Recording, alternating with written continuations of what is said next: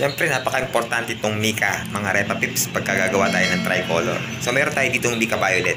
Bali, yan ang gagawin natin para mag-reflect yung ating tricolor dun sa ating base color.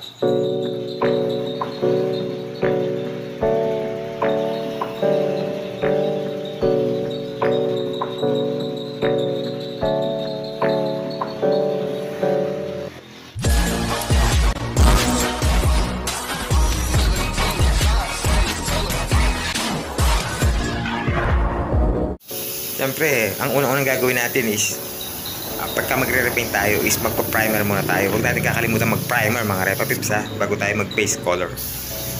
Bali sa primer kailangan natin is 2 to 3 full coats yung gagawin natin dyan na may interval na tag 15 minutes bawat coating yan mga Repaps. Need kasi na ma-cure muna yung pinaka first coat, second hanggang to last. At dahil kulay dilaw ang ilalagay natin base color dito, need ko muna mag-base ng kulay puti bago tayo mag-proceed dun sa ating kulay yellow na base color.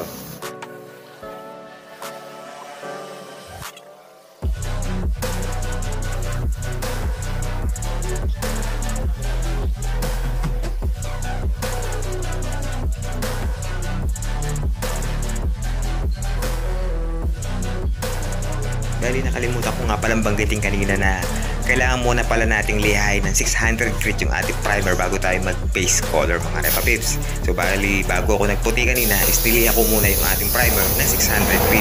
Pagkatapos itong kulay white na base color na nilagay natin is nagliha rin ako dyan ng 600 grit bago ako nag-proceed sa kulay yellow na base. Pero i-make sure yun na napatuyo ng isang oras yung ating paint bago natin yan pwedeng lihain ng 600 grit. Bali dito sa pag-apply ko naman ng kulay dilaw is 2 to 3 full coats yung ginawa ko dito. O hanggat hindi siya napupuli uniform is huwag niyong titigilan. Mas poly uniform is mas maganda yung kalalabasan ng ating pinipinturahan. Hindi maganda yung meron siyang may manipis at may makapal. Kailangan pantay-pantay yung kulay na lalabas sa ating project na pinipinturahan.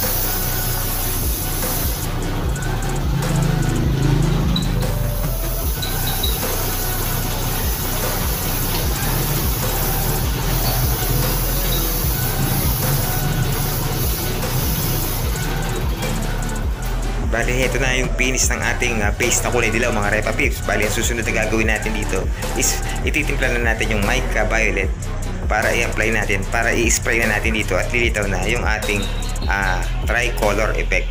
So, meron nga tayo dito, kagaya na sinabi ko sa intro, meron tayo ditong Mica Violet na i-spray dun sa ating base color. So, bali, ito yung magsisilbing parang tricolor sa kanyang base color mga Repa Pips na kapag nasisinagan siya ng liwanag, is lumalabas o nagre-reflect itong ating Mica Violet dun sa ating base na kulay. Bali, ang mixing ratio na ginawa ko dito is 1:1 lang. Kung gaano karami yung ating mica is ganun din karami yung ating thinner na ilalagay. Tapos is haluin na natin ito ng mabuti para pwede natin i-spray o i-apply dun sa ating base color na kulay dilaw na pinintura natin kanina.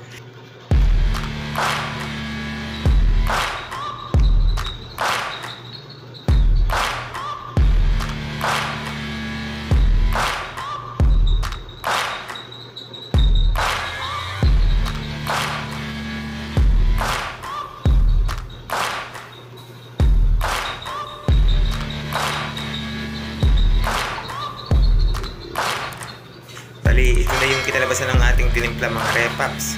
Hindi ito kamedyo na. Kumbaga ito is Mica na pang tricolor dun sa mga base color. So pwede naman itong gamitin sa mga base na sky blue, light green. Lumalabas ito mga Repaps. Pwede rin ito sa kulay gray. Lalabas niya rin ito mga Repaps. Hindi lang ito sa yellow pwede. Sa mga nabanggit ko na kulay is pwede rin itong gamitin pang tricolor. Bali sa video natin ngayon mga Repa Pips, pinapakita ko sa inyo na yung ating Mica Violet is hindi natin hinahalo mismo sa ating base color. Kumbaga is magkahiwalay natin silang i-apply o i-spray. So magkahiwalay sila mga Repa Pips. Dahil kapag nangyaring pinagsama nyo agad yung base color at saka itong mica is hindi lalabas yung ating tricolor. So bali ayan, na-apply na natin yung ating tricolor na Mica Violet. Pero hindi pa natin yan masyadong mapapansin kapag walang liwanag. So pagka dinaanan niya ng sinag ng araw o kahit anong liwanag is makikita na natin o maaaninag na natin yung ating tricolor dito mga Repa Pips. Pero mas maganda to kung naka-top coat clear na. Mas mabilis lumitaw yung kanyang tricolor dito pagka makintab na siya. So bali itatop coat pa natin to mga Repa Pips.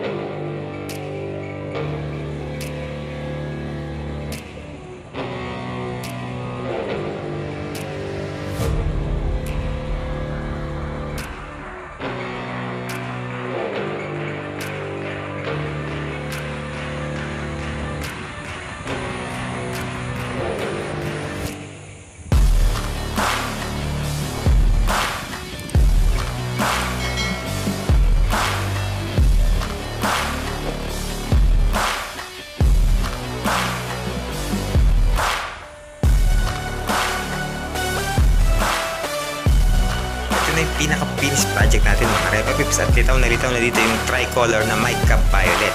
Ito is pagkatapos na itong tinapod ng 3 beses. So mas maganda na siyang lumitaw dahil kumintab na siya mga Repa Pips. So bali ganyan lang yung gagawin nyo, napakadali lang, di ba?